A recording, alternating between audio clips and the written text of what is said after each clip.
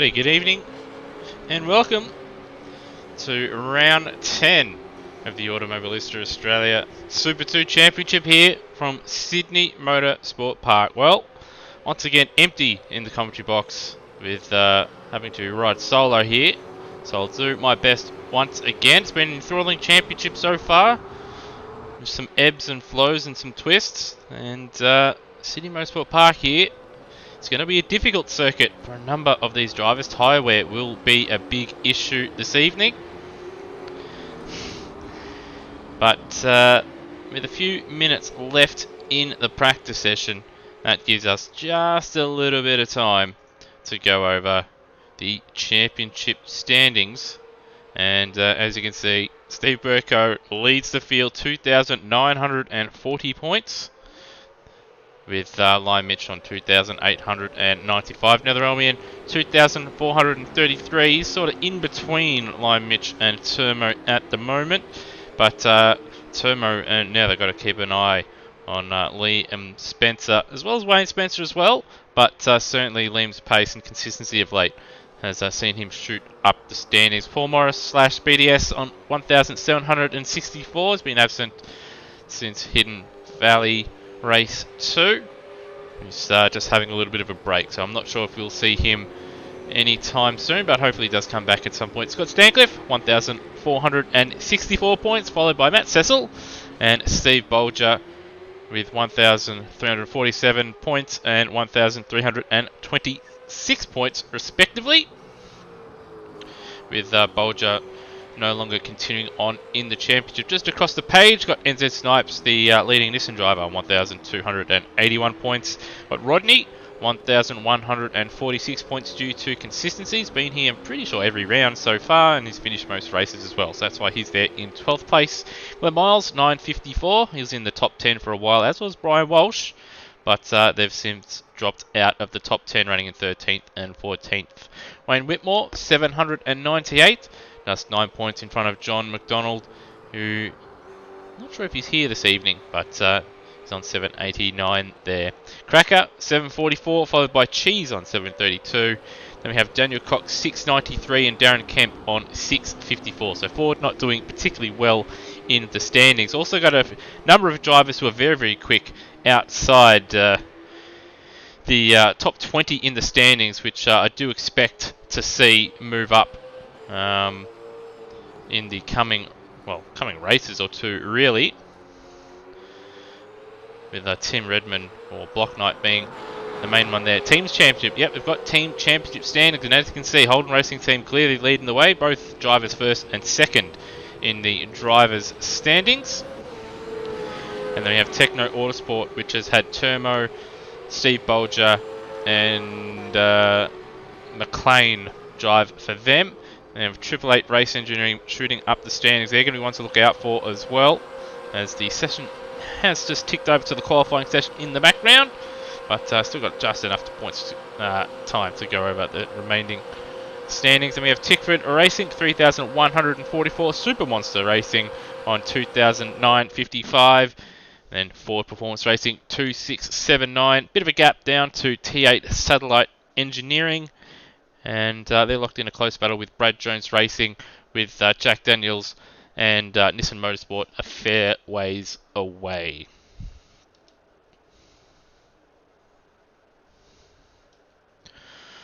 Alright, so now we just wait. As always, the Super 2... Yeah, the Super 2 qualifying, you are meant to have a limit of 3 laps, but it looks like, at least looking at the server at the moment, there is no lap limit for the drivers. But, may just leave it that way, if that's going to be the case. Normally set by the SRS file, but at the moment, doesn't have the limit next to them.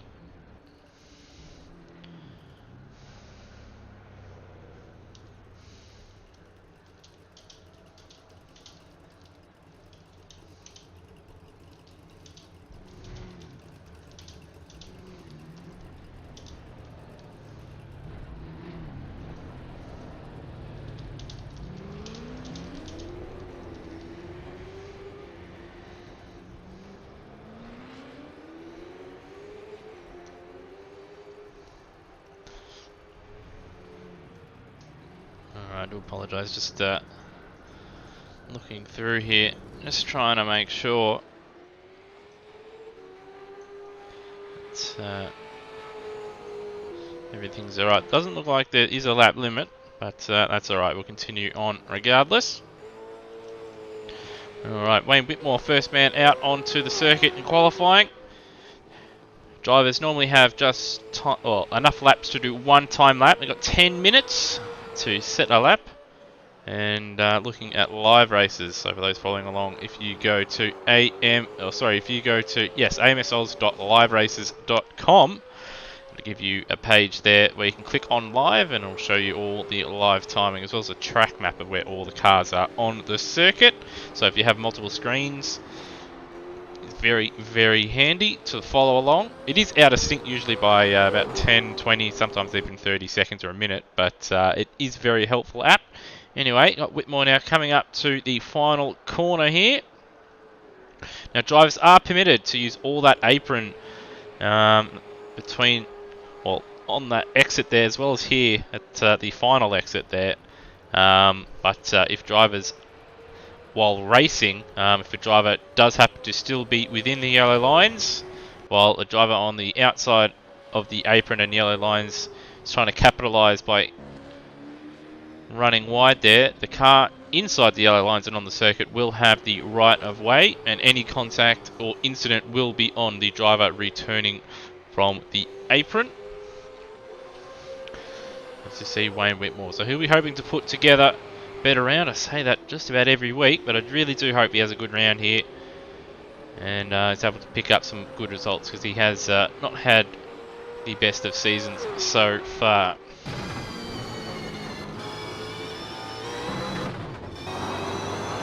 Big slide there out of turn 5, and not really carrying too much speed through at turn 6 either, so not too confident at the moment.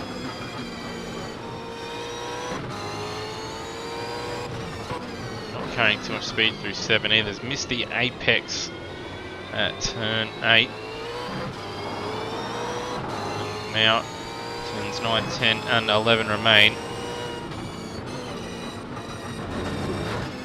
We'll see drivers making mistakes here for sure. We saw it in TCR and GT3 in the past, and in supercars in the past, and I would expect to see 1 or 2 offs throughout qualifying and in the 2 races, no doubt. Anyway, Whitmore to the line,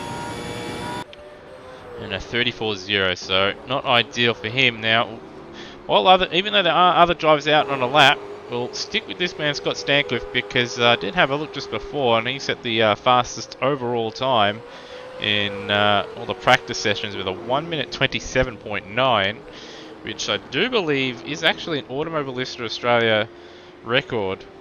Or maybe not a record, but it's certainly faster than last year's AMSOZ Supercar Championship, or was Super 2 back then. So I do believe that was faster than the pole time, or a practice time, in fact, set by Brenton Foley. So certainly on the pace is Scott Stancliffe, but can he do it here in qualifying is the big question.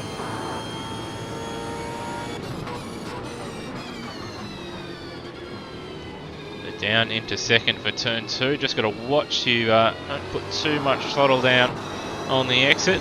Same with turn 3. You see Liam Spencer, 28.9 for him. Doint, 29.1. So good effort from him. Sorry, 29.2. And got Stancliffe up by 3, almost 4 tenths in the first split. As you can see, just dancing on and off the throttle. Coming out of turn 5. Hit a curb at turn 6. Now, how much speed does it carry through turn 7? Uses a bit of speed, but that understeer couldn't quite get the nose in. Is going to cost him a bit of time. Oversteer on the exit isn't going to help. He's braking for turn number 8. So certainly time on the table for Stancliffe as he approaches the second split. He's still up by 1.5 tenths, but that mistake there through turn 7 cost him a lot of time. Now the final 2 turns, as you can see, using all the apron. Probably don't want to use too much there, because that little dirty stuff on the outside, that is marbles, and it will give you understeer. And a nice exit out of the final corner. What can he manage as Burko, 28.4, solid lap from him. And Stancliffe not good enough for pole, so as fast as in practice, Burko, a man who was struggling in practice, able to pull out a lap when it matters. Now, just another word of note, Lime Mitch picked up another rear of grid penalty, which sees him miss qualifying after Lime Mitch made he's overtaking Cheese. I think down into turn 9, I believe, is the corner number at Hamilton.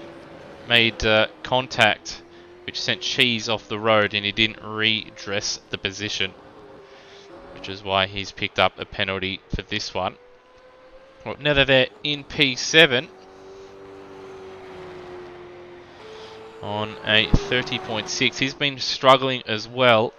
And I think these races are all going to be about consistency. That is for sure. Also got Tim Redmond out there as well. What can he manage? He was another one of the pace setters in practice. It was very, very quick early. Did fade. Well, his lap time dropped a little bit in the practice session. But perhaps he was running some older tyres and other drivers were running less fuel. But he set a quick time early on. 3.5 tenths down in the first split though. What can he manage in the final 2 splits though? Through turn 6. Nice and smooth, using a bit less curve than Stancliffe.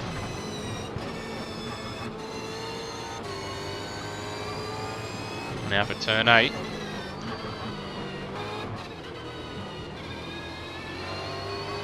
Nice and smooth on the exit as well. And he's lost another couple of tenths to Burko.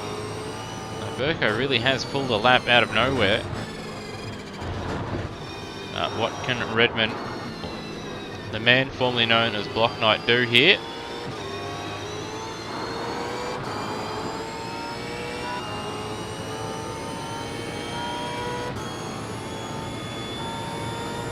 He crosses the line, he finds 0.3 of a second, and that will be good enough to put him provisionally on the second row. And he also had Taipan, his teammate, moving to P9. So that's one of Taipan's better runs of the season in qualifying as well. So well done, Taipan. Oh, and got Cheese. Looks like he's binned his car after his lap. So not too pleased in the Norton Hornets Nissan. And now we've got Matt Cecil on a lap as well. He'll be the last man to set a time, I believe. Minute 40 remaining. So once again, everybody's shot their load early. As Kalen Duncan over the line, 32.9 for him. And now Cecil to the line. And a 1 minute 30.1. So that's good enough for P8. 1.6 off, so there's a bit of field spread. But as I was alluding to earlier, both these races are going to all be about tyre life and consistency. Because there's a lot of places where you can make big mistakes around here. With the final sort of 2-3 turns going to be tricky. Turn 1 is going to be tricky as well. And turn 7 is also very easy to get wrong as well. We may also see track cuts come into play. And so you ride back on board. Cecily goes back to the pits. He can pick one up on the exit here, but you've got to run pretty wide. Drivers are permitted to use all that apron, able to use it in real life as well.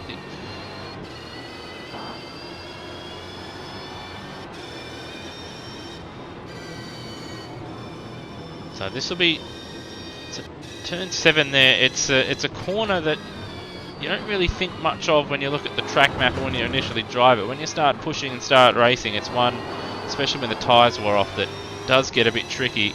But this next long right-hander, followed by the final 2 left-handers, are going to be tricky. The braking zone here for turn 10 is very, very tricky. And you can pick up track cuts on the exit of turn 10 and 11 there, but you've got to be pretty wide, as you see now. Cecil into the pits as time expires. And, well, with qualifying concluded, Burko has to say, with the practice times, a bit of a surprise pole position. Set his personal best of all practice sessions and servers so far in the qualifying session. So did it when it mattered. And Burko will start from pole. Stancliffe will start alongside him, with Redmond, Spencer and Doint having a really good run as well in 5th, Turmo in 6th, followed by NZ Snipes, Matt Cecil, Hans Brunswick. He'll be a little bit disappointed with his qualifying lap, but looks like he made a mistake in the final sector because he was a lot quicker in the practice sessions. So he set a 28.2 in fact, the second fastest man of all Super 2 drivers in all the practice sessions. So, and also looking at live races, he was off by 9/10 on Matt Cecil in front of him. So yeah, he'll be quite disappointed with that one. And just rounding out the top 10 once live races wants to get the damn flag out of the way. But there we go. And then Taipan rounding out the top 10. Alright, well, that'll do us for now. Just going to have a short break as I conduct the driver's briefing, but we shall be back for race 1 of 2 here in round 10 of the Automobilist Australia Super 2 Championship from Sydney Motorsport Park. Don't go anywhere.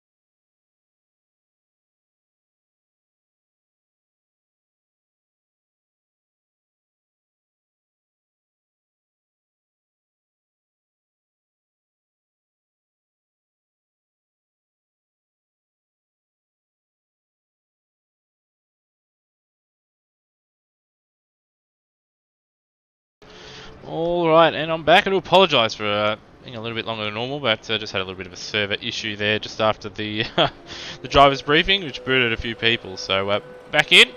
About 8.5 minutes away. We'll just let the warm-up run all the way through so drivers can get some extra practice in. But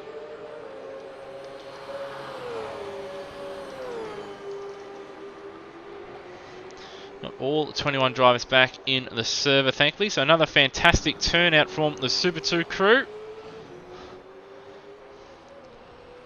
But this also gives us, once again, just a little...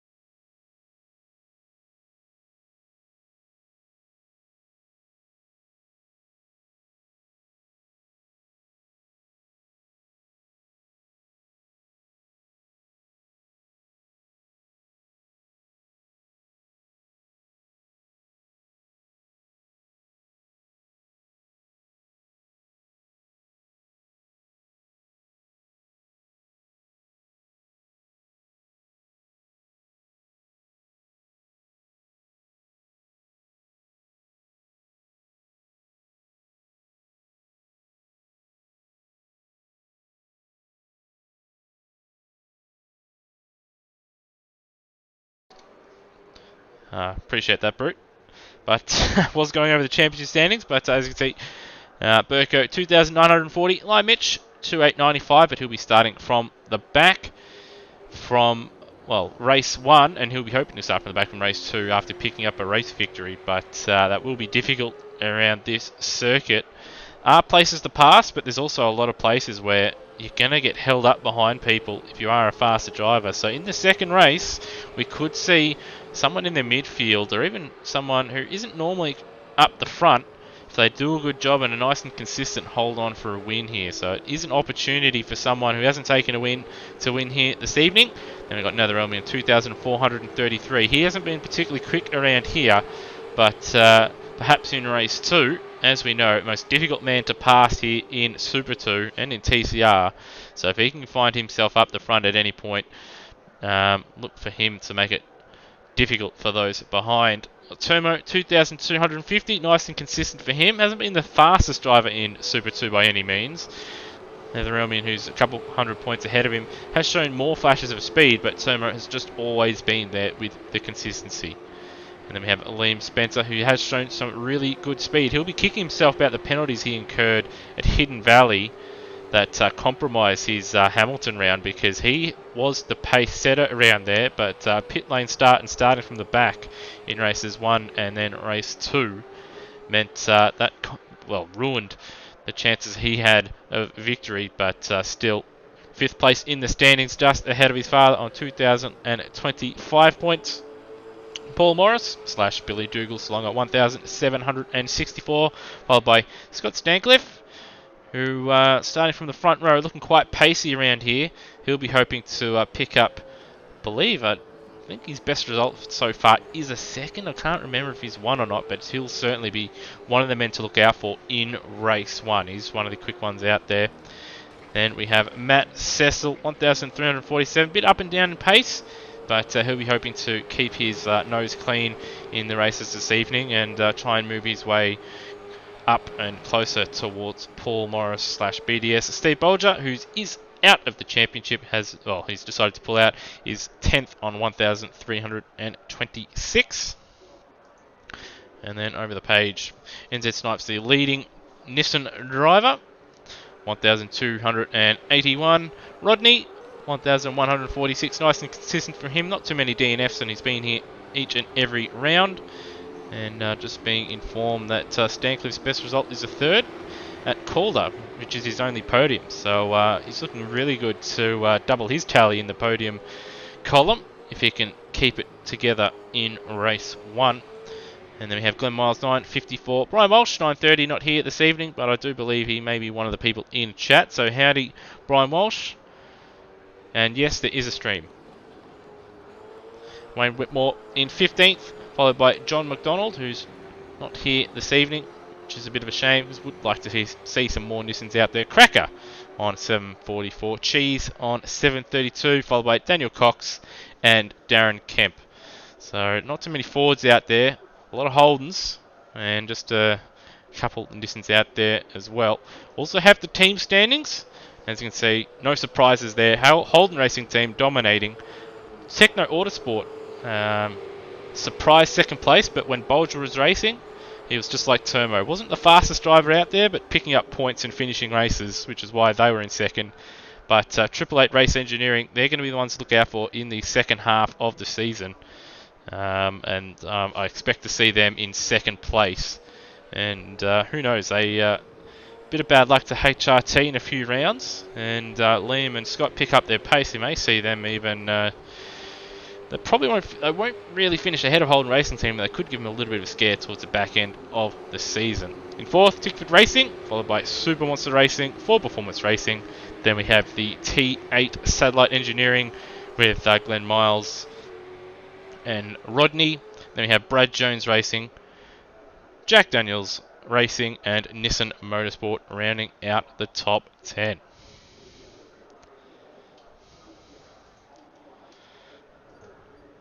Alright, so about just over a minute and a half away now from the session ticking over, and race 1 kicking us off here this evening.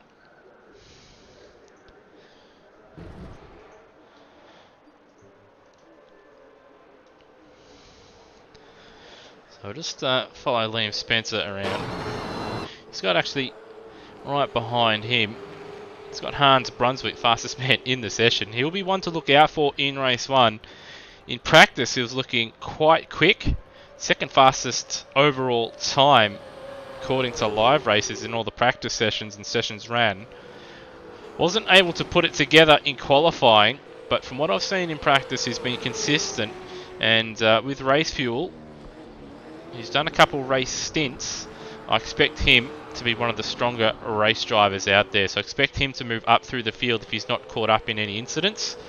And I do believe he's starting in 9th place. So I do expect him to finish inside the top 5 if all goes well on his end. But he's certainly started his sim career at AMSOZ with a bang. Some handy results in Super 2 as well as pole positions in the Wednesday night series in the TCAC series before that concluded, and was leading a big chunk of Wednesday night's ATCC race.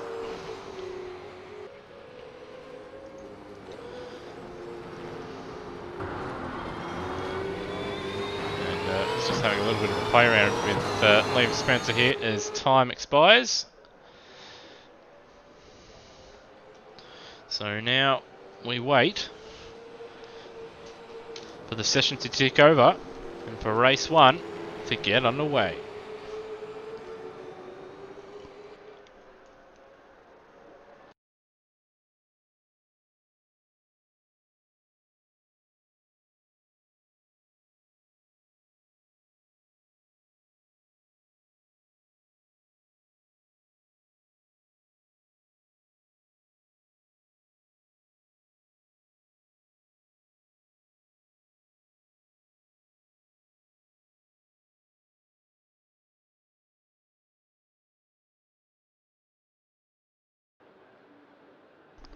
Alright, I'm just having a look in chat here, and Peter there informing us that late withdrawal, Glenn Miles has pulled out. I'm going to assume that that's his due to a heart muscle, so it's just a decided to give up. But anyway, session has ticked over. Something a little bit different this evening for the drivers that they're going to have to contend with is that the start time. As we ride on board Scott Stancliffe, as you can see, a little bit later in the evening than usual for these Super 2 drivers. Just bear with me for a moment, just making sure everybody's still in the server. Having a look, looks like Glenn's cat has an emergency, so all jokes aside, hopefully his cat is okay.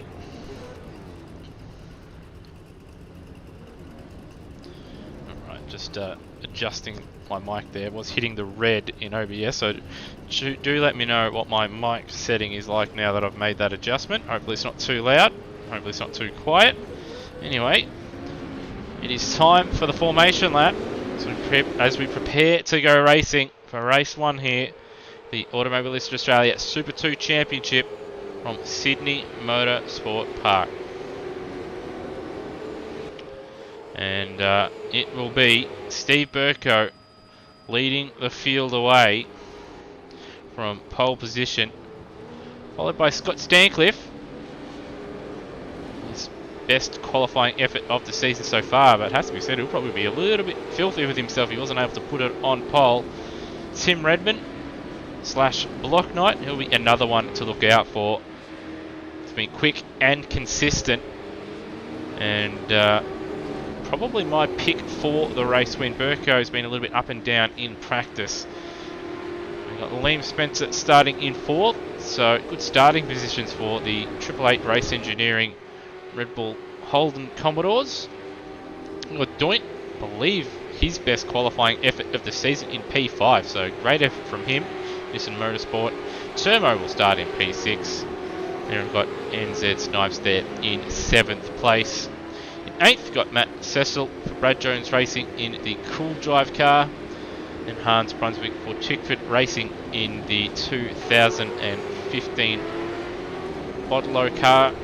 Taipan starting in 10th place. Then we have Netherelmian starting in 11th place. Daniel Cox in 12th. Neither of those guys been particularly comfortable around here, but they'll be hoping to put together a solid run in the races and pick up some good results. Behind them, Orjit Mishra looking a little bit more comfortable this week as opposed to his first outing at Hamilton. So he'll be hoping for a good couple of races here. Rodney will be starting in 14th, followed by Darren Kemp in the sole DJR Team Penske car this evening. Kalen Duncan leading the Norton Hornets, with Cheese starting behind him on the circuit, but ahead of him on the formation lap. Then we have Wayne Whitmore in 18th.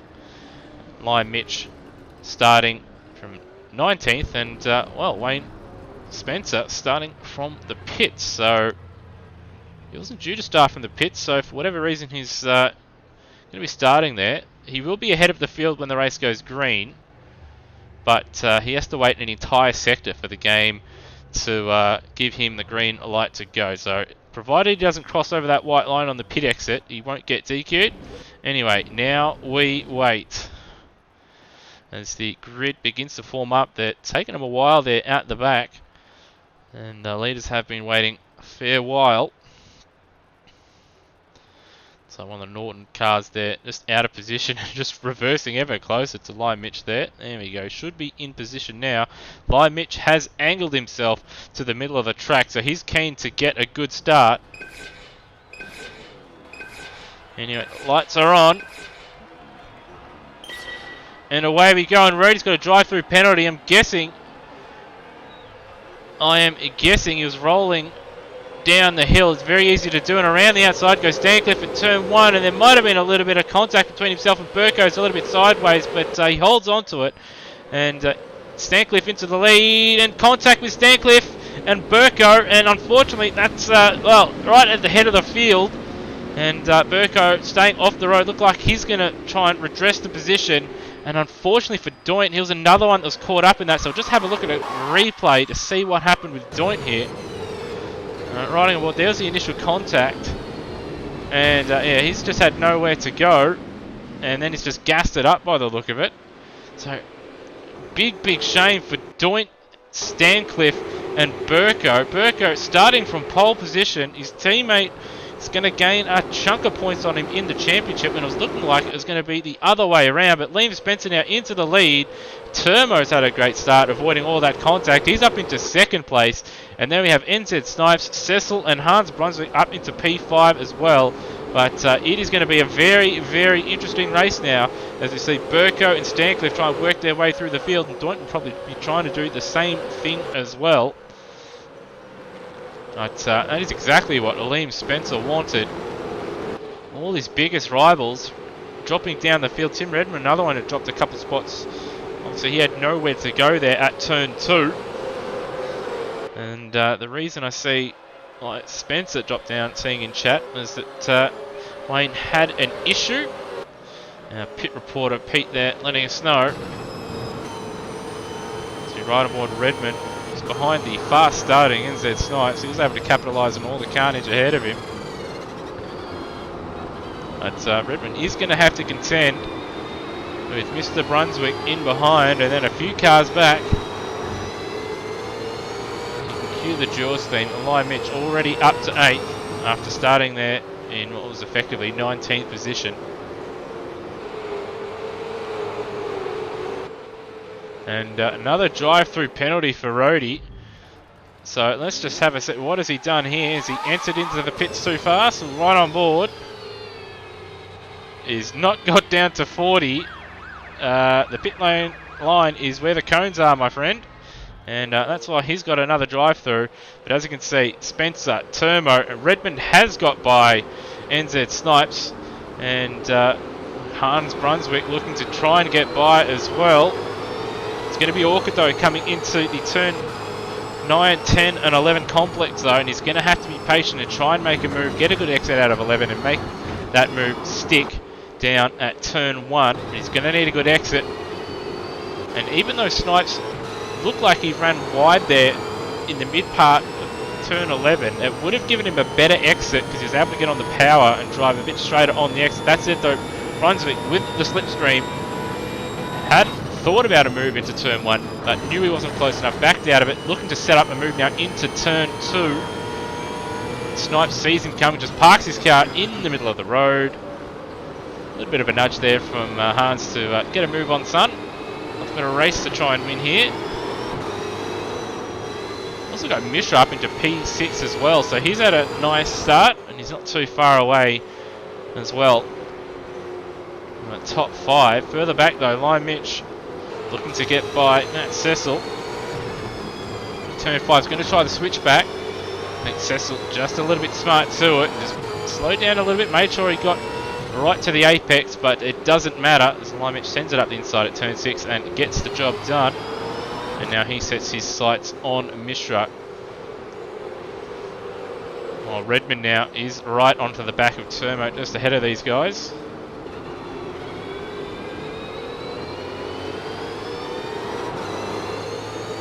And Burko back up to 13th place. Stancliffe up to 15th. Looking at the HUD on the left-hand side there. Was Snipes very wide penultimate corner. That's going to allow Brunswick through. And looks like Turmo there. A little bit of an off-track excursion out of the final corners. Spencer 29.0, fast lap of the race. But what happened? Was it just a mistake or was it a little bit of contact? Looks like he's just gassed it up here. Turmo, yeah, just gassed it up a little bit and a little half spin. And it allows Redmond now up into second. But first to second, 3 seconds between Liam Spencer and Tim Redmond. And then we have Turmo, Brunswick, Snipes, Lime Mitch, Mishra and Cecil. And looks like we got a bit of a battle between Kalen Duncan and Netherelmian there. And also got a recovering Doint. It's up the inside and now he tried to get the switch back on and had fishtailing Nissen give him a bit of a slap across the bow. And that's allowed Burko to get back up.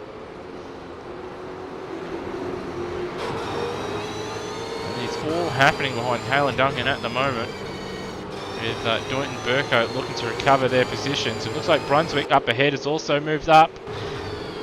As we see, Doint very late on the brakes, he's very wide. That's going to have Burko through.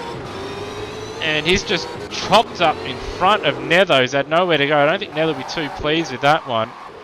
So I'll just cut to a little bit of a replay. So as you can see, Doint very, very wide at the hairpin. And then he sort of half spun in front of Netho. He had nowhere to go. And in fact, out of all that, Nether's dropped down to 16th. So he was in the top 10 for a moment, but he'll be frustrated now that he's dropped back. And there it is, Brunswick now up into P3. We'll try and cut to replay, so just bear with me for a second.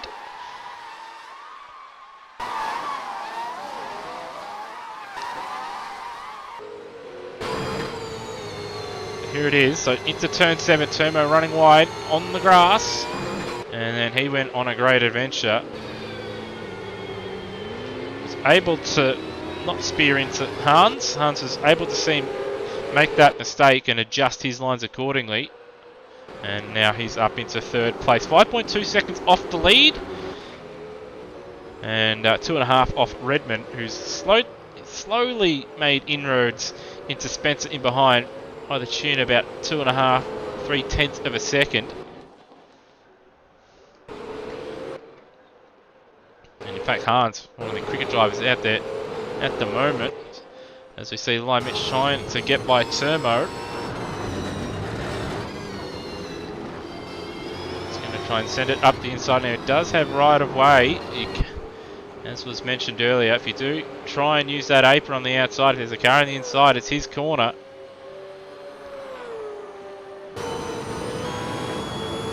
And Brunswick, fastest lap of the race, 28.8. Gap between himself and the leader, 4.7 seconds, so he's humming on quite nicely with 10 laps to go. Keeps that pace up, he will buy himself a ticket. One of the few men to do full race runs in practice as well, so we could see him come into his own towards the latter stages of the race. As Line Mitch able to break away now from Turmo. Now it's NZ Snipe's turn to try and hold off Mishra for P6. Both these guys doing a good job. Mishra, it's his first round at Hamilton, but this is the highest he's been so far in Super 2, outside the start of race 2 in the reverse grid race. But Cecil there in 8th, Burko recovering to 9th, and well, got a nice crazy battle pack here, falling behind Daniel Cox with Doint and Stancliffe duking it out. Into turn 6, Stancliffe very late on the brakes, as is Doint. And Doint holds it around the outside. And all this battling is exactly what Cox needs to try and get away. And that's Duncan there's off there at turn 7. And Stancliffe's going to try and send it up the inside of Doint at the hairpin. A little bit of contact between Doint and Cox. And that's allowed Stancliffe to get a little bit of an overlap. And well, they're going to go side by side now through turn 9 as well. Doint will have the inside for the final 2 corners. A little bit of contact that's going to force Stancliffe wide, and a little bit of a half slide as well for Doint, and Duncan looking to make a move as well. So it buys Cox time, but eventually we see Stancliffe get the move done. A bit scrappy, hard racing, but in the end, probably where they deserve to be out of all that. We also did see Brunswick, another fastest lap of the races. Contact between Mishra and Snipes, and Snipes safely rejoining the track, and Mishra just stopping there to redress the position. So he knew he stuffed up. We'll cut to a little bit of replay to see what happened there. So it had a good run through turn 1, but yeah, just outbroke himself. He wouldn't have even made the corner if Snipes wasn't there. So just a mistake on his part, and that's why he just let him go and redress the position. But that allows now Burko up into P8, and he's right behind the back of the Jack Daniels Nissan. In fact, up the inside of turn 6, we see Cecil lock up in front. And there we go, Burko now up into P7. Nice recovery so far, but he'll be kicking himself after throwing away front row start. And this is also news here. Back at the front, Redmond only 1.2 seconds clear of Hans Brunswick, who's 3.8 seconds off the lead. So Redmond, not really, he's lapping about the same pace as Liam Spencer at the moment. But Brunswick is lapping faster than both of them. So over the line this lap, a 29.2 for Redmond, and a 28.9, so another 0.3 of a second for Brunswick on that one. Gap between them 1 second with 8 laps to go. So we're halfway through the race. Still plenty of racing to go. Lime Mitch there in 4th. Oh, he's outbroke himself there. And will Turmo be close enough to get that position back? Oh, they're going to go side by side, but Lime Mitch able to get on the power and able to hold on, but that mistake is going to cost him any chance of catching up to the back of the Brunswick-Redmond battle. Further back, and Burko's got by Snipes, so he's did that a little bit early on. And now Cecil having to defend from another recovering HRT.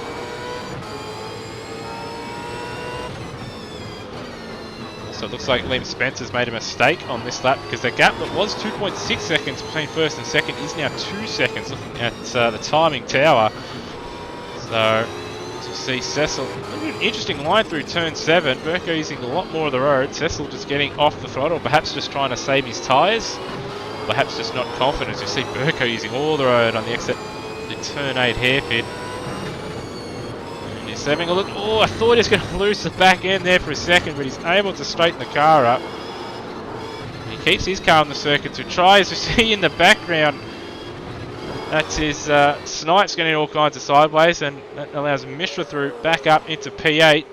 And as we cut away from that, Burko making his move, so we'll cut to that on the replay. Able to hold it there, under braking at turn 9. Cecil was wide at on the exit of turn 10, and wide again on the exit of turn 11. And that's Burko now back up to P6. But if things had gone his way, he hadn't have made that error into turn 2 on the opening lap, could see himself in the lead of this race. Same with Stancliffe, who hasn't recovered quite as well. And I wonder if we'll see a redress from that one later on if Stancliffe moves his way up. But Stancliffe now, he's trying to catch onto the back of Snipes. And also seeing the gap for the lead cut down even further. So now 1.5 seconds, so another half a second here. So Liam Spencer started to fall off a cliff. His last lap a 29.8 compared to a 29.3 of Tim Redmond, a 29.1 of Hans Brunswick. These are the only guys outside of Stancliffe on that last lap to set a lap under 1 minute 30, and it will be interesting to see what they can manage on this lap. So 30 for Liam Spencer, 29.4 for Redmond, 29.2 for Brunswick. So this will be a 3-car train. Probably by the end of this lap, if the gap continues to tumble at this rate.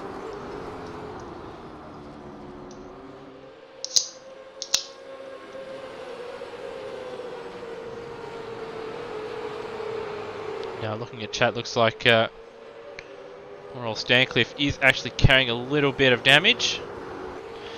Now these cars do have 25% damage turned on instead of the usual 50% for AMSOZ or 100% in some cases events. So it must have been a significant hit that he's copped. I don't believe it would have been turn 1 where he would have copped damage. I think he's may just be a little bit of a placebo effect because he hasn't hit a tyre bundle, I don't believe. And the tyre bundles usually give you the most damage. As you see, Brunswick close right up to the back of Redmond now.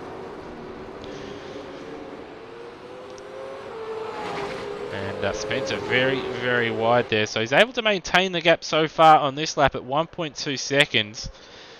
But of the front 3, it's a man in 3rd, Brunswick, who's looking like the man to beat. But he's got to pass these 2 cars, and they're not going to make it easy for him.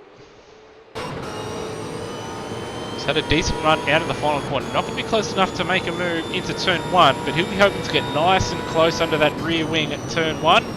Get a good run through turn 1 and try and get a move done up the inside into turn 2. But he hasn't quite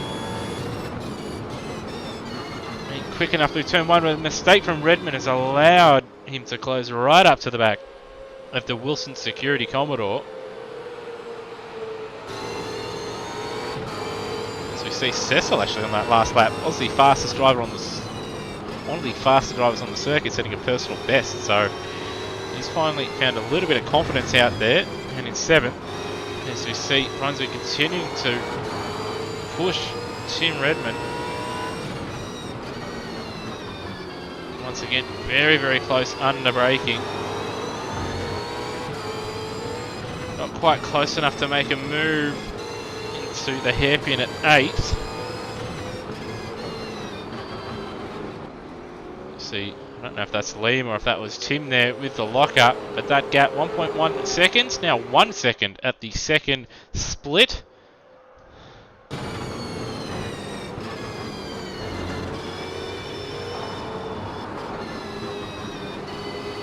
Now what can these drivers manage on the exit? So Redmond taking that little wider line, he's able to get on the power a little bit earlier, but compared to last lap, Brunswick does look a hair closer. But again, not going to be close enough to make a move into turn 1. He's going to need a mistake into or through turn 1 to make a move into turn 2. The gap between first and second is now under a second. So Redmond probably also getting a little bit of slipstream as well. It's helping his cause, but Redmond, again, a little bit wide in turn 2. Is allowing Brunswick to show his nose and forced Redmond to not turn in and compromise his line. Up the front 3 are now all starting to compress with 4 laps to go here. Sydney Motorsport Park. Also looking at the timing, looks like Burko starting to close on Turmo as well. 1.5 seconds faster on that last lap. Also got Mishra and Snipes battling out with Stancliffe, who's also made his way up into P8. And we'll try and cut to that at some stage. Looks like they're going to get through there nicely, so we'll try and cut back. And, well, that's happened actually quite early. But Mishra and Snipes duking it out here. Very, very close between these guys.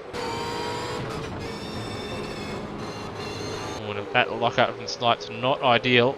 It's going to cost him a chance at a run there.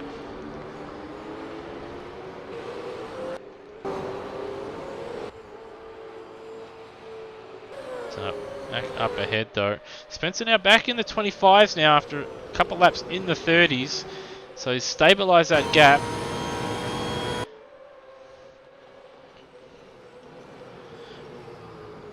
So again, a little bit of a slide there though for Spencer through turn 2.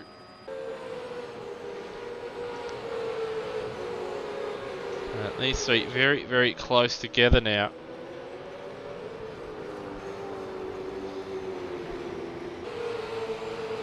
Just a few laps to go, and we've got Turmo and Burko side by side through turn 3. Burko around the outside, so I'm going to assume he set that up a bit earlier. So here's Turmo at turn 1. There's a fair gap between them, but Burko just a lot more confident through turn 1.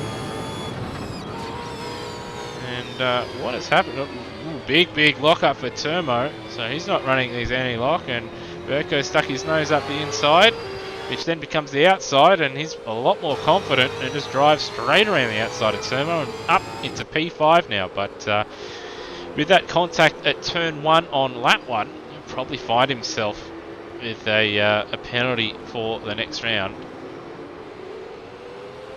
But that will have to be looked at once again. But still, he's recovered nicely, and he's only 3.5 seconds away from his teammate in 4th. So Line Mitch hasn't, after getting himself up into 4th, hasn't made any inroads on this front 3, who are fairly close together. Still a second separating them as they start lap 14. And oh, they're right up close together now. Liam Spencer, you feel, just starting to hold on for dear life. So he did set the 29.5 just 2 laps ago, but his last lap was a 30.0 with a 29.9 for Redmond and 29.8 for Brunswick. Oh, a little bit of a moment, and there goes the lead. And that's Redmond now into the lead. Spencer down into 3rd place. It's exactly what Red Bull Racing did not want. But now 2 becomes 3. And can Redmond hold on? Can Brunswick find a way into the lead. He nose to tail for about 6 or 7 laps now.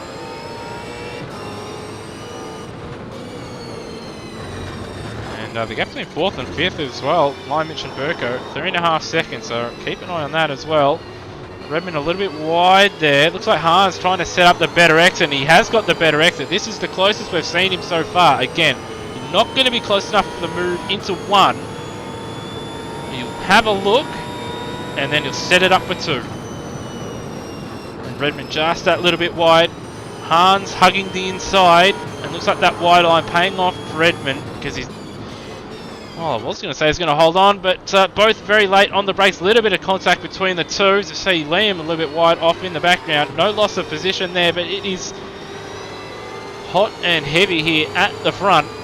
Nothing separating first and second on the penultimate lap. These guys have been at it for a few laps. As Redmond there, as you can see with the sparks there, due to my game showing when the cars bottom out there. So Redmond bottoming out quite a bit. Hahn's a little bit of an overlap here. Going to try and make the move into 6. We've seen it a few times in this race. Can he do it? Not quite. So Redmond gave him the room, and Hahn's gave him the room. So good racing, but wasn't able to be late enough on the brakes. That said though, Redmond a little bit wide at 7. Defensive into 8, and Brunswick going to try and set up the move. Once again, not for the last corner, but for turn 1. This is the closest he's been out of 8.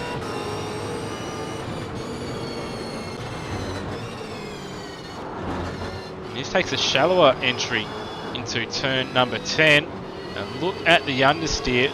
Front right tyres quite worn on all of these cars, and immediately Redmond to the inside trying to break the toe and go defensive as we start the final lap. And both of them taking compromised lines through turn 1. Brunswick showing his nose. He's going to send it. He's going to send it from deep. And he's going to get it. He's going to get it. But he's got to hold on now around the outside. He's got it done. He's got it done on the final lap. Hahn's gets the job done into the lead. Redmond gave him space. I think he outbroke himself as well. He's going to try and counter-attack. But Brunswick smart to that one. And now he'll be counting down the corners. So turn 6, another passing opportunity. There's one of them knocked off. If he gets through turn 7, that eliminates the turn 8 passing zone at the hairpin, which he has done.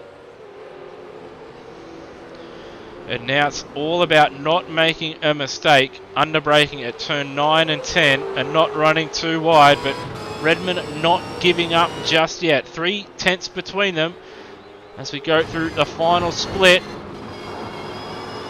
Redmond very, very wide, using all the road. In fact, probably a little bit too wide there on the marbles. He's not going to be able to get the nose in.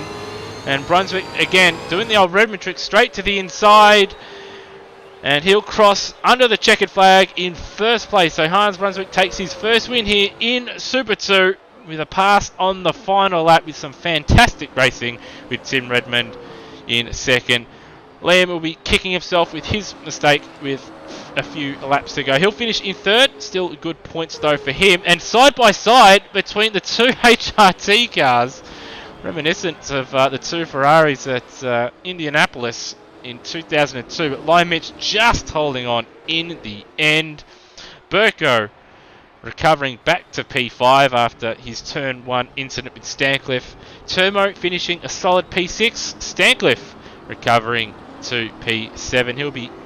He'll be a bit annoyed about the turn 2 incident after starting on the front row. Cecil finishing in 8th, with Urjit Mishra finishing in 9th place. He had a fairly good run early on in the race. NZ Snipes there rounding out the top 10. Then we have Daniel Cox in 11th. Doint, another one, innocent victim in that turn 2 incident as well. He started in P5 and he'll finish in P12, so he'll be a bit annoyed that he got caught up in that after a fantastic qualifying lap. That said though, he'll finish a lot higher, or he'll start a lot higher in the reverse grid race, so he's got a second chance at least. Caelan Duncan, he was up there in the top 10 early on, but had a little bit of an off. He finishes in 13th. Spencer, after starting from the pits due to some issues, he finished in 14th. Taipan finished in 15th. Now they're having a bit of a mare in the end there, finishing in 16th, but still picking up points. Darren Kemp in 17th, followed by Wayne Whitmore and Cheese. And then we have Erodi doing doughies on the grass. The last of the finishers, and everybody finishing as well. So it will be a full reverse grid race, provided nobody wants to start from the back of the grid. So there it is, another race winner in Super 2, which is what we like to see. And from my point of view, there's nothing that makes me happier really in the sim racing world than running a series and just seeing people get their first wins and having new winners in a series. So to have as many winners in a series as possible is certainly an aim of mine, and it's always good to see a new driver on the top step of the podium. So well done, Hans Brunswick. And what will race 2 have in store? Of course, we will have probably about a 10, maybe 15-minute break between the races. I'll be away for a few minutes of that as I sort out the grid for race 2. But don't go anywhere with Super 2 ready once again for another reverse grid race, this time around Sydney Motorsport Park. Don't go anywhere.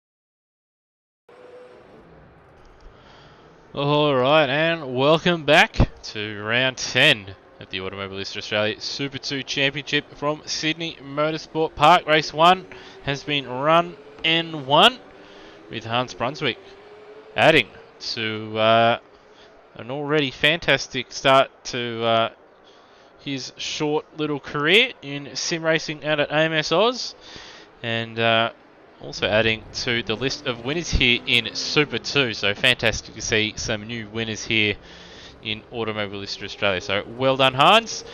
He had Block Knight / Tim Redmond finish in second. He got the move done on the final lap, did Hans, over Redmond in a battle which lasted quite a number of laps. That was after Liam Spencer made a mistake, I believe on lap 13 or 14, which allowed both those guys through. Maybe even been on lap 15, but Liam Spencer there finishing in third. They all capitalised on a incident at turn 2 between two drivers on the front row. So Steve Burko and Scott Stancliffe there made contact into turn 2. That spun Stancliffe around. Burko sort of went on the grass to slow down to redress, but eventually just got going again. And Doint was also involved in that, and he started in 5th. So he was an innocent victim. He had nowhere to go, and then gassed it up and spun around. So that dropped those 3 guys through the field. They all did a fairly decent effort to move up, with even Burko managing to recover to P5 and almost pip his teammate in the end, but it's too little too late. But also had information passed on to me regarding the championship standings. So it is very, very tight now between the two Holden Racing Team drivers, with Steve Burko on 3,051 points, with Lime Mitch on 3,015. Now that obviously not a good first race for him, finishing in the mid to late teens there. 2,490 for him.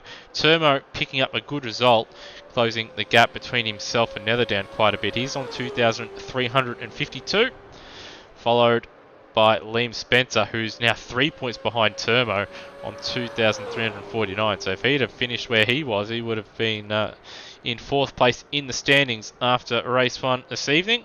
But his mistake costing him not only a race win, but 4th place, at least for the moment, in the standings as well. And then in 6th, Wayne Spencer, so he started from the pit lane due to some game issues, not due to a penalty. So he's only on 2,088. Also had Stancliffe move to 1,560, with Cecil 1,437. Then Snipes now moving into the top 10 and ahead of Steve Bolger. And just looking further down the standings as well, Brunswick moves to 23rd in the standings. We've had 36 drivers race and score points. He currently sits 23rd on 630, with Doint on 678 just in front of him. And also had Tim Redmond / Block Knight move to 765, equal with the man on screen, Daniel Cox, as well. So expect Block Knight and Hans to possibly both be...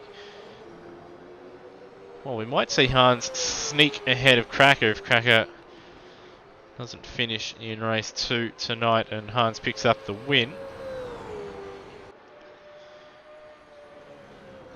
So he may sneak into the top 20, but he'll need a bit of a hand with that one.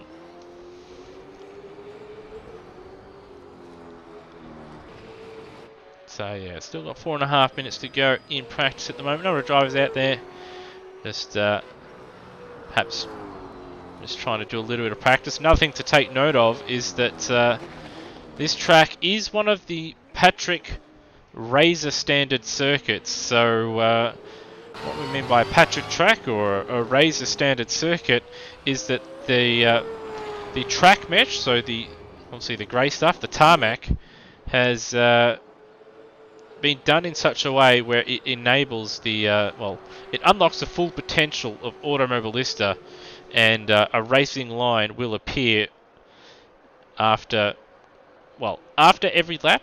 A number gets added to the lap count, and after a certain number of laps are done by all vehicles, so each vehicle, when they complete a lap, adds to that number. Once it gets to a certain point, it levels up to obviously more rubber on the circuit up until it gets to a certain point where it reaches maximum. Now, after the practice and qualifying session, the track probably would have been at least at the high grip value range, but probably very close to the maximum grip range. It certainly would have hit maximum during the race. Problem for the drivers now, though, is that with the server reset, it's gone back to, I believe the default is none. In fact, I'll just show on your screen. I'll have a little bit of a look. So for those that don't know, if you click on these things down here, do provide a lot of good information like driver aids. This one has like send setups and restart stuff. But this one here has all the information. As you can see, weather doesn't really matter because there's no weather in Automobilista without specific plugins. But current track usage, light. So there is none, and then there's light. So we will see times a little bit lower in this one. And being told that there might be a moment in history here on the straight. So where are we here? So Matt Cecil has rolled it. I don't know how, but we're right on board.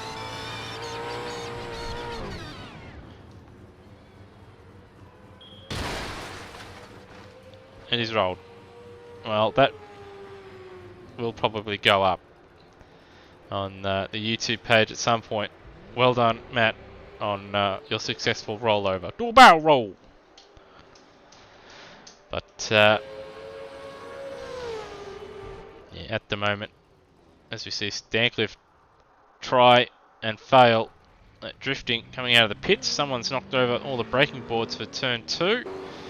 So whoever that is will certainly be the scourge of a lot of drivers in the server trying to actually practice. So at the moment, in the warm-up, Cox the fastest man on a 1 minute 30.9.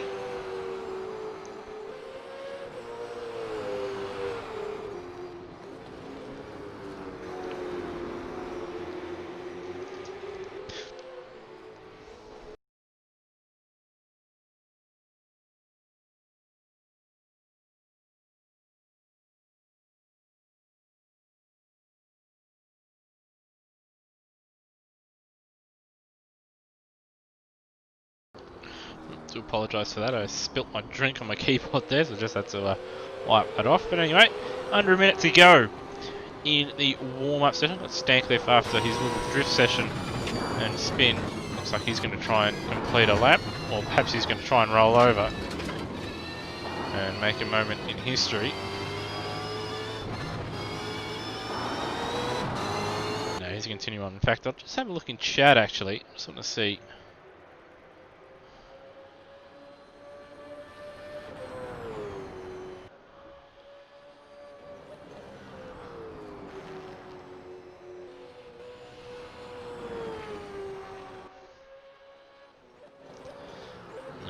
So, let's just have a look in chat. All is good. But 10 seconds away from the time expiring here in the warm-up. And then we have the reverse grid and final race here of the evening. Do have Whitmore request to start from the back of the grid, so he'll be starting back in 20th place. But aside from that, as all drivers finished, all drivers are eligible for the reverse grid race unless they decide to request to start from the rear of the field like Whitmore did. And well, there we go. Now we just wait for the game to sync up and drivers to form on the grid.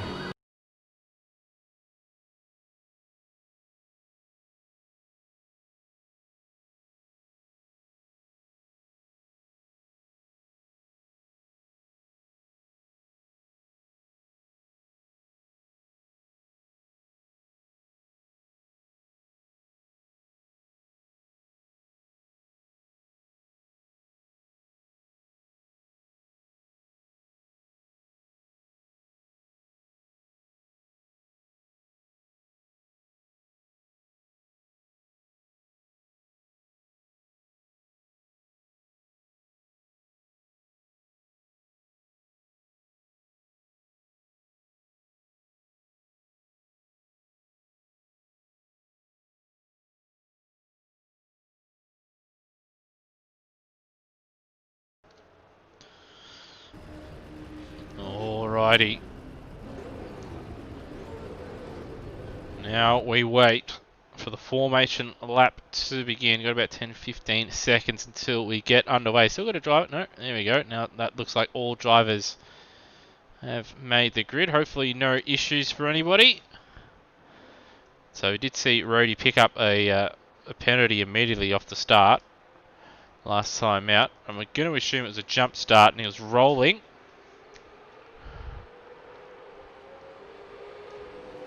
Or as he was rolling.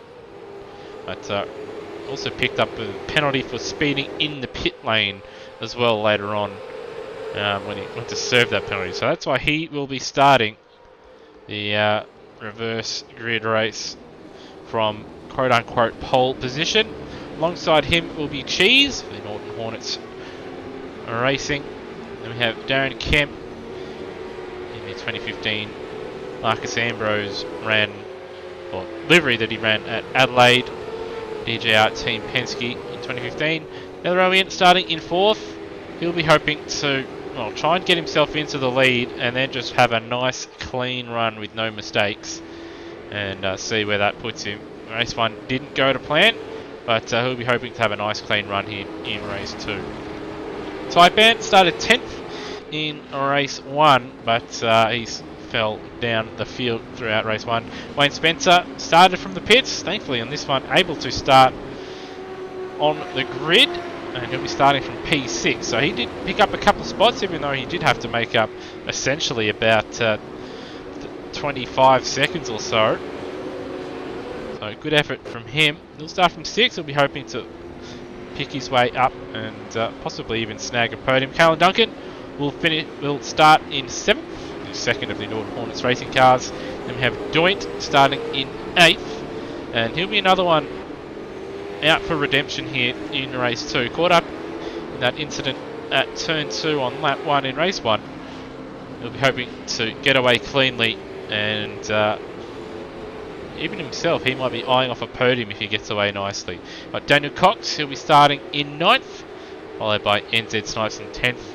Ujit Mishra will start 11th, followed by Brad Jones himself starting in 12th place. We have Scott Stancliffe, again another man out for redemption here in race number 2. He's got Turmo alongside him in 14th and right behind Stancliffe, which will probably make him a little bit uneasy after their tangle in race 1 is Steve Burko. Then Eli Mitch alongside him. They had a bit of a dead heat at the end there at race 1.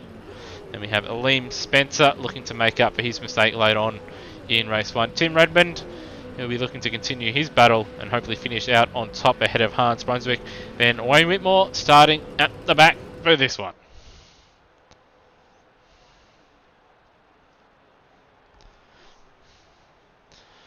And now we just wait. Looks like there may be a driver out of position. Game will give the grid 60 seconds. Yeah, looks like looks like the Red Bull there. Spence at the back just resetting. Anyway, the lights are on. And away we go, and it's a jump start from Cox down the field. So it looks like he was rolling as well.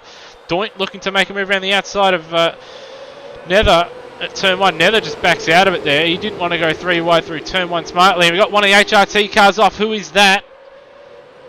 We'll go through the field, and that's... Oh, there's an accident at 2.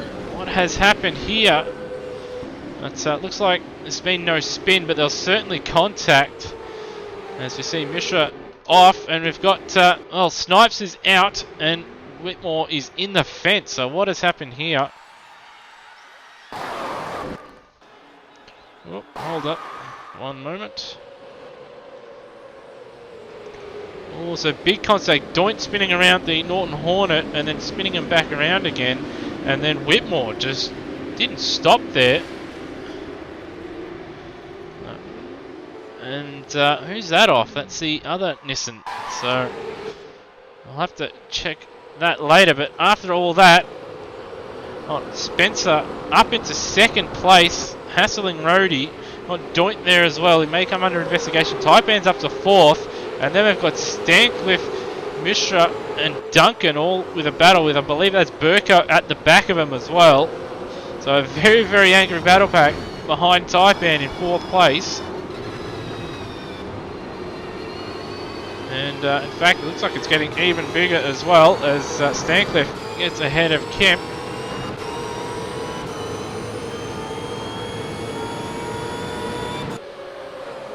And Duncan holding the inside into turn 1. It's going to compromise him through there.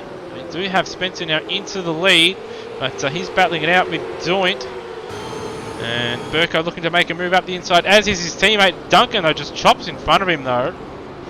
And that's Rhodey off as well. He's not really got too many places to go and rejoin the track.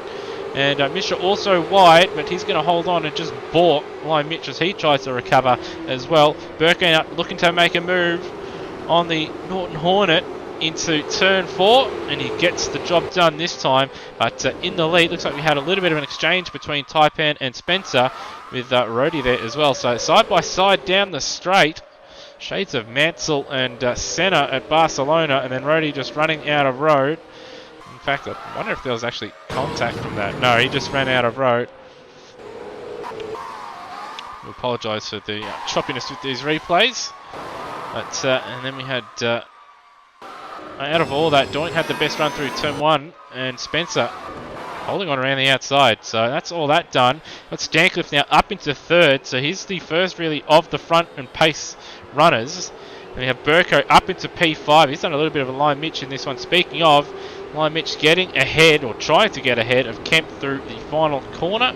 And we've had all contact between Redmond and I think that is Mishra there. So we'll just have a look on the replay. So what's happened here? It's all happening here in the reverse grid race.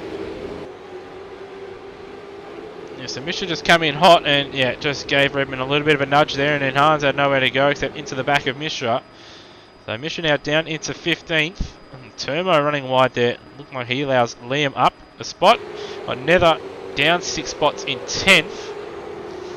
And his teammate up 10 spots into 9th. But Hans will want to get a wriggle on as he finds himself 8 seconds away from Wayne Spencer. That said though, the pace setters from race 1, or the other pace setters, aren't too far down the road though. Oh, and we've got Kemp wide at 6. And that will compromise him a little bit for 7. Now will Hans, no, Hans not going to be close enough to make a move into turn 8.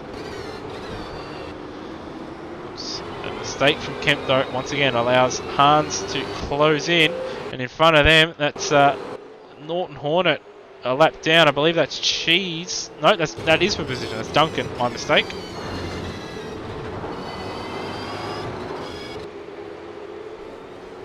Also got Doint, Stancliffe very, very close together. Taipan still there as well. I'll just cut to replay just to see what has happened here. Nothing between the HRTs here as Lion Mitch looked to make a move, and off goes Taipan. Lion Mitch has compromised a little bit. Burko right in behind. I was actually trying to cut ahead to the Doint Stancliffe battle, who were very, very close together as well. So expect to see the HRTs to close up onto the back of the Stancliffe and Doint battle, but Stancliffe now up into P2. Was the pace setter in practice. Second in qualifying. Race 1 didn't go his way, but finds himself in P2, only 1.3 seconds off the lead. But we've seen Doint be a very difficult man to shake off, and once again proving to be very difficult to shake.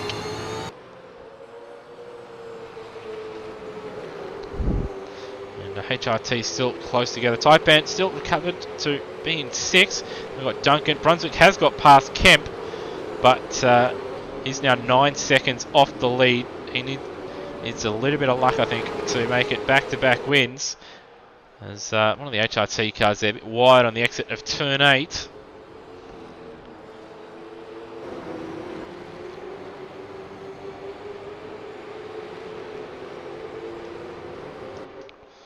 So, Wayne Spencer playing the old Monza F3 trick there, just straight to the inside. Doesn't want to give any toe to Stancliffe. It's actually 10th faster on that last lap. 1.2 seconds, probably a bit far for a supercar to pick up a slipstream, at least in AMS.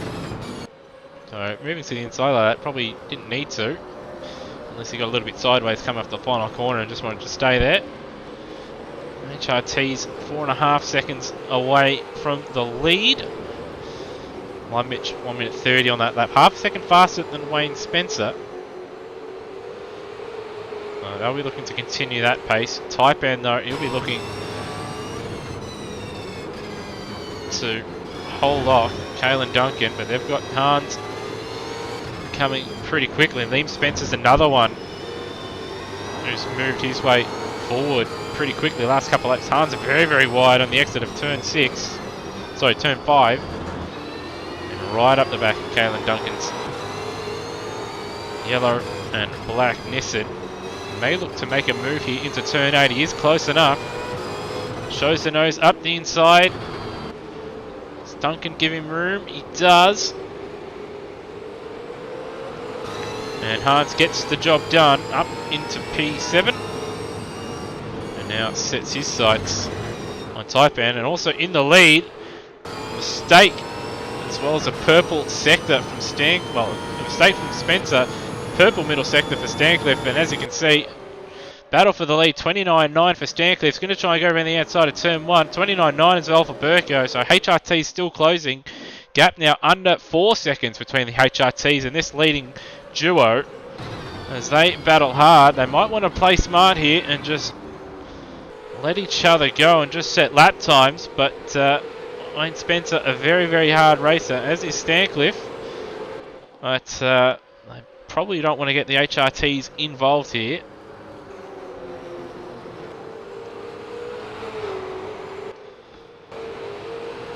So come back to him and Limish a little bit sideways there. Also got Taipan under massive attack from Brunswick. Got Liam Spencer as well, closing onto the back of Duncan in the background. Duncan a little bit wide there, missed his apex there at turn 5. And there it is, Liam looking to make a move. Is he close enough? Well, he is close enough because Duncan in front of him made a slight mistake. They're going to go side by side at 7 and Duncan submits for now.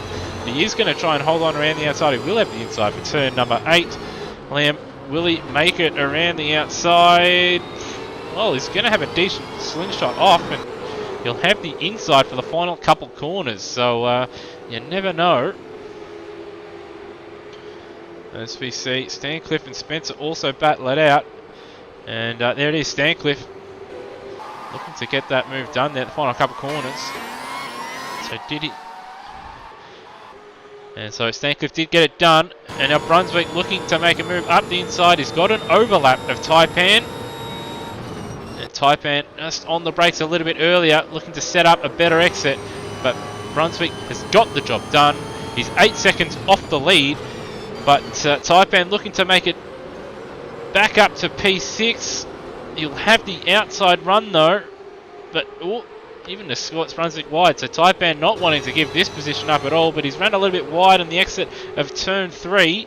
And now Hans up the inside. As you see, Liam now up the inside of Duncan at turn number 4. And we've got yellow. It's Doint. So Doint has gone around. So he had caught up to the back of Stancliffe and Spencer. And what has happened here? The HRTs have also closed up as well. So was there contact or did he just get too greedy on the loud pedal? Let's have a look. Oops, I do apologise for that. Oh, perhaps a bit of contact.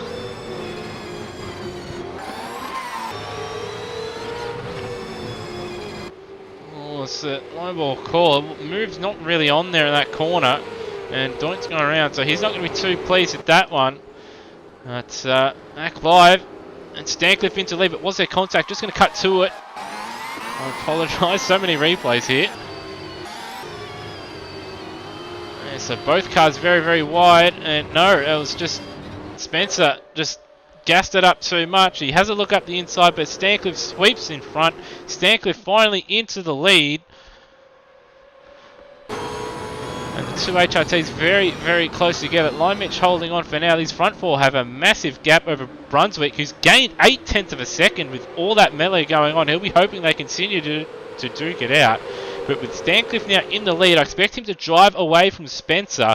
And now it's up to the HRT cars to get by. Otherwise, they'll see Hans Brunswick closing quite fast in his mirrors. Again, a lot of curb usage there from Line Mitch. All kinds of sideways. Looks like Burko's just being a little bit more circumspect than this one.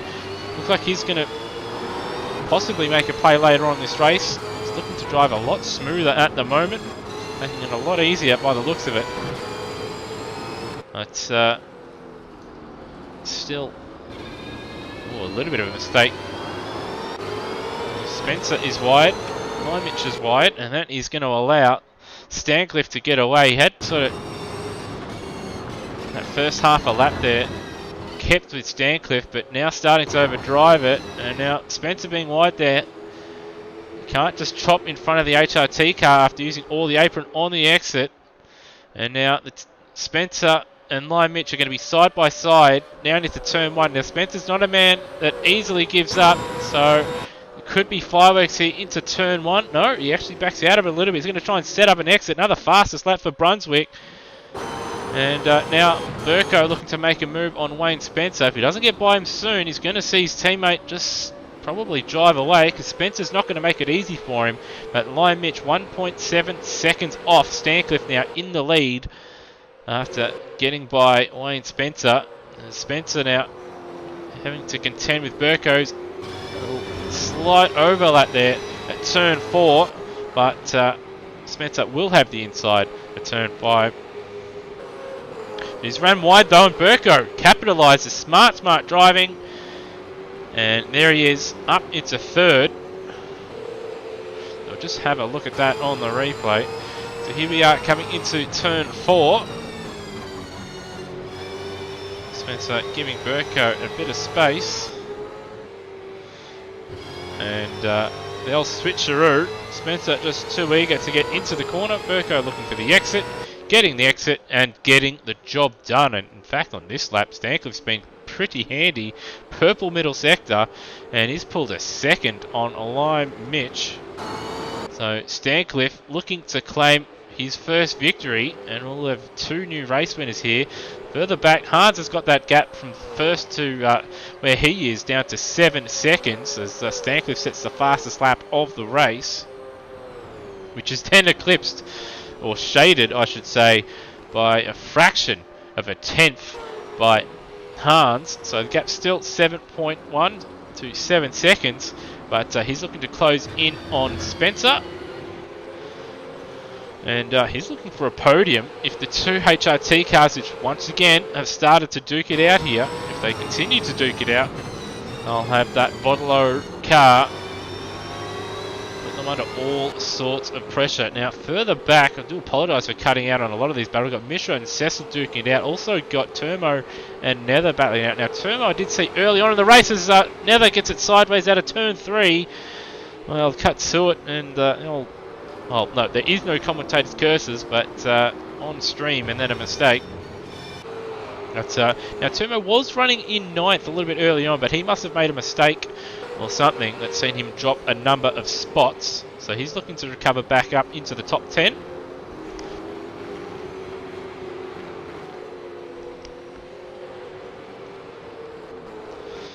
So got Kemp in 14th, Rhodey 15th, Cheese, Cox, got Doint out, Whitmore out, and Snipes out. And Stancliffe again just edging away, another 6 tenths from the HRT crew, but Line Mitch feeling the need to go defensive into turn 1 because Burko's right with him. And they're going to be once again side by side, a little bit of contact between the two. Now will Burko try and get a little over and under here as Line Mitch battles the car through turn 1. Burko showing his nose. He's late on the brakes. A little bit of contact, but nothing sinister in that. Brunswick on that last lap didn't have a particularly good lap. In fact, 31-0 from him. One of his worst laps of the race so far. Poor middle sector, just having a look. But he's looking to rectify it this time around. Probably not going to be able to win this race too far back, but he can certainly steal a podium here. As you see, Burke now gets a good run out of turn 5, sets the move up into turn 6, but a little bit overcooked at under braking, and got it a little bit too sideways. And Line Mitch holds on around the outside for now. This is exactly what Stancliffe wants, exactly what Spencer wants if he wants a chance at a podium, and the same with Brunswick. as these two cars, and championship rivals might I add, continue to duke it out. So there is something for these guys to race for. There's once again Burko all kinds of sideways at turn 10, able to save it and live to fight another day. But certainly cost him a chance of making a move, or trying to make a move into turn 1 or 2. He's going to need a little bit of a mistake now from his teammate and rival.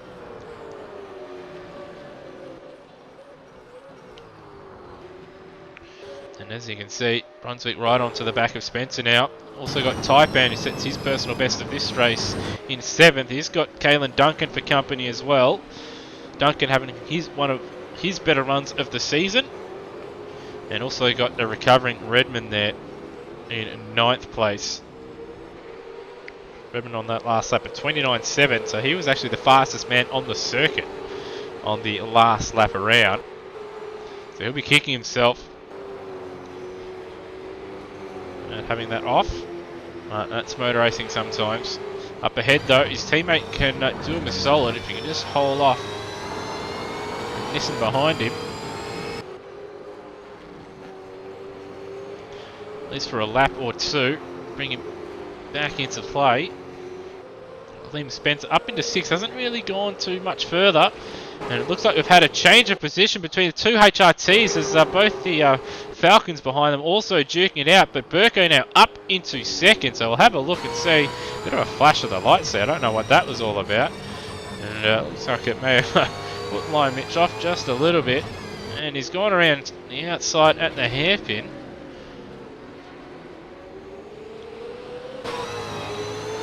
And got the job done.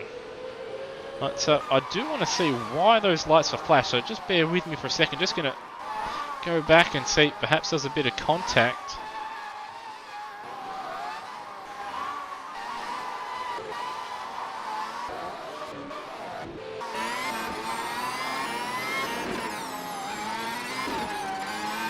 No, it doesn't appear like there was, but Burko now into 2nd. Looks like he's just starting to drive away from Liam Mitch as well. Now the next big battle between the highest placed Ford Falcons at the moment. Spencer looking to hold on to 4th. The hard charging Brunswick looking to make his way into 4th and then to chase down Liam Mitch. Burko on that last lap, purple first, or on this lap I should say, purple first sector, so he's still got a bit of pace in that thing. Now that he's not bottled up behind his teammate.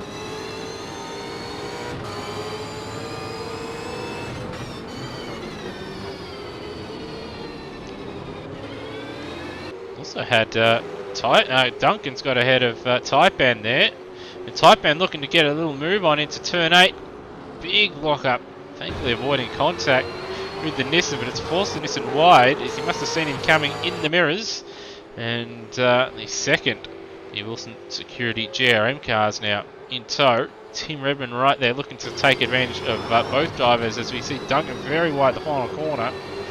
Redmond looking to sort of double apex that final corner to get a good exit, but not able to use it to full effect this time. As personal best on that lap for both the HRT cars now that Burko is ahead.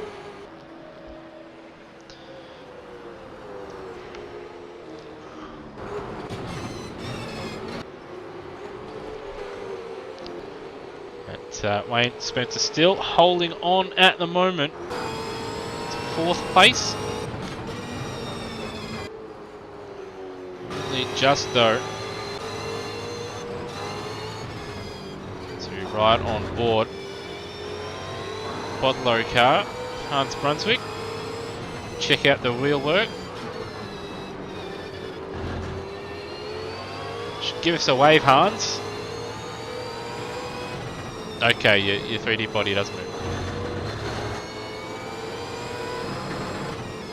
Using all the revs, not shifting up to 4th, doing the little what would be called the silly shift up into 4th before shifting down gears. Just hits the limiter in 3rd coming out of turn 7. And there's Spencer a little bit wide there in front of him.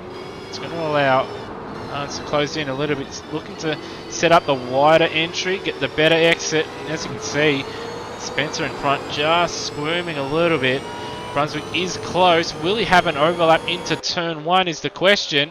He feels he's going to have it, and he does have it. Now, who's going to be the last of the late breakers? It will be Hans. Now, can he pull it up? He's pulled it up. Wayne Spencer is right there behind him, but Spencer pulling out of that move. And Brunswick now up into 4th place. So he's had a good round so far. We're on the penultimate lap. And it is Scott Stancliffe looking the goods at the moment. Was quick in practice. Wasn't able to set a representative time. It has to be set in qualifying from what we saw in practice and in the practice sessions. But he still managed a front row start. Caught up in an incident at turn 2 on the opening lap of race 1. But he's had a really good fight back here. And moved his way through the field and into the lead, and he's driven away ever since. Burko, he bided his time behind his teammate here in race 2. Made the move a few laps ago and has, well, since he's got past his teammate, he's just driven away. Lime Mitch looks to struggle just a little bit around this circuit.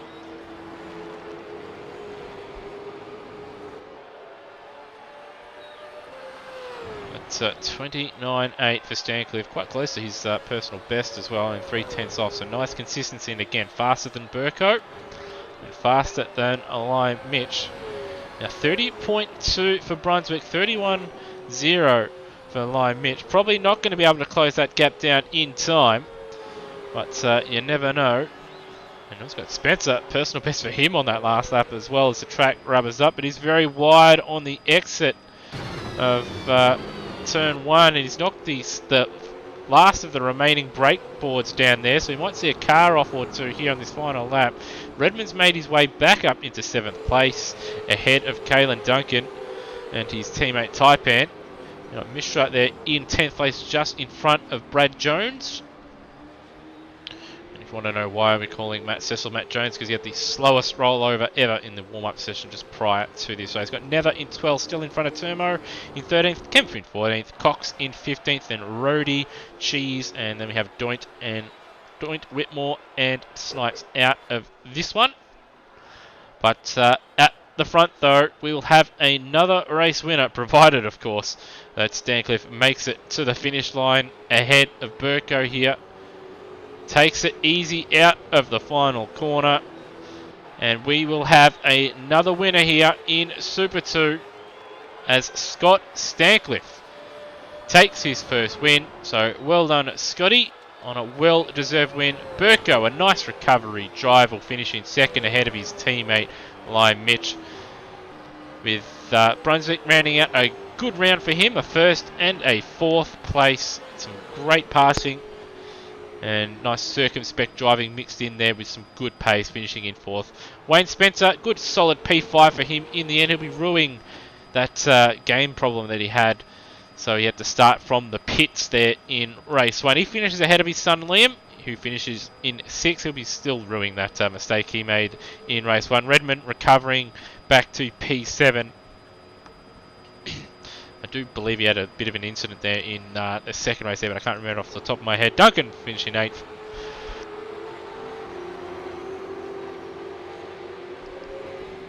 Followed by Taipan in 9th, Mishra in 10th, Brad Jones in 11th, then Nether in 12th, Turmo 13th, Kemp 14th, Cox in 15th, followed by, well, if Rhodey gets to the line, he'll finish ahead of Cheese, so I believe that's a swap of position. Rhodey will finish in 16th, and Cheese looks like he's going to try and bin his car before, well, cross the line backwards and in a million pieces, and he does. He'll finish in 17th with Doint, Whitmore, and Snipes, the non-finishers. So it has to be said, it has to be expected around this circuit that there will normally be an incident or two, especially at turn 2, but for the most part, some really good, hard, but also clean racing, and it's always fantastic to see drivers pick up their first wins. So Scott Stancliffe taking his first win here in race 2 here at Automobilist Australia, so well done, Scott. Also well done, Hans, as well, for a 4th place in this one, and also a win in race 1 as well. So 2 new race winners, 2 first-time winners as well. So fantastic night overall, has to be said here. The Automobilista Australia Super 2 Championship.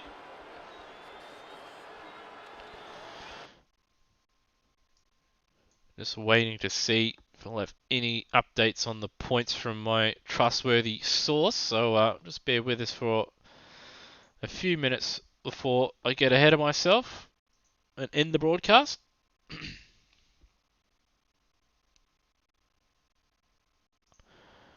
But yeah, there might be a few moments of silence here. Okay, so do have the updated points available. So Steve Burko still leads the championship, but he's on 3,189, and that plays Lion Mitch's 3,144. Now the Real Mint will be looking over his shoulder. Well, he already was, but he certainly will be now. He's on 2,559, but only 108 points away is Liam Spencer on 2,451. Turmo, he drops to P5. Got Wayne Spencer now, 2,199. Scott Stancliffe just behind Billy Dougal, so long, 54 points behind him on 1,110. Brad Jones, 1,509. And then we have Snipes still in the top 10, 1,359, despite his issues in race 2. Hopefully he's able to have a trouble-free run next time out. Bolger, of course, still there in 11th. Rody, 1,191, followed by Miles, 954. Walsh, 930. Block Knight now moves up into 15th on 861, just ahead of Wayne Whitmore on 849. Cheese on 837. Daniel Cox looking for his big break on 825. McDonald, who wasn't here this evening, on 789. Kemp holding on to the final spot in the top 20. He's on 771, but just behind him, 21 points away, Hans Brunswick, man in form, on 750. Then we have Cracker, Doint, Duncan, Webb, Aiden, Noah Turra, Mike Coulston, followed by Taipan, McLean, Urjit Mishra, Gary Neville, Rake Tilbrook, Chris B, Roy Smith, and Thomas Cole. All right. Now, just once again, bear with me for a moment. Just going to head over to the Automobilista Australia Facebook page. And just going to check out the events tab to see what is coming up at Automobilista Australia. Next Tuesday, on Monday is the final round of the, well, it's what's scheduled to be the final round of the Track Day Cup, but I did see a post saying it may be delayed, so just bear with me for a second. Yes, the final round is delayed by a week, so the Track Day Cup final at Adelaide is not this coming Monday, but it will be on the 29th of June. On Tuesday, we have round 9, the final of the TCR Australia Series from Sandown International Motor Raceway, where hopefully Bretton Foley will have 3 DNFs and Dwayne Davies will have 3 wins, and we finally have a different winner on on a Tuesday night series. But I kid. But hopefully there will be some fantastic racing in that one. Of course, that will be broadcast on this channel, but that will be from the perspective of race driver Aldo Benedetti. And then the following Tuesday, on the 30th of June, we have the final of the GT3 World Series, where, of course, Steve Bolger has been elected as the champion after a fantastic race earlier this week on Tuesday, capping off a fantastic strategy and fuel-saving run at the end at Monza. So that'll be the final round on the 30th of June, the 2 hours of the Glen. So that one will start earlier. For those that do participate and looking for the stream, practice server should open on that one at 7:30 with qualifying commencing at 8:30. And then on the 2nd of July, Thursday of course, the 7th round of the Supercars, the Automobilista Australia Supercars Championship from Townsville for the North Queensland 200. And the next Super 2 round, of course, will be in 2 weeks' time from Phillip Island, from the Phillip Island Grand Prix circuit. So that'll be another interesting one for the drivers to tackle.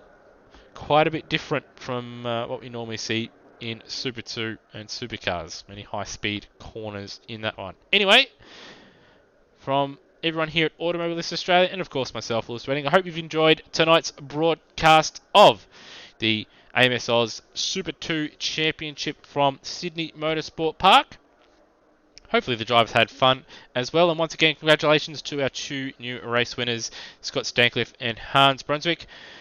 You'll catch me next time, commentating at least, in 2 weeks' time from the Super 2 round in Phillip Island. Catch you then, and have a good one.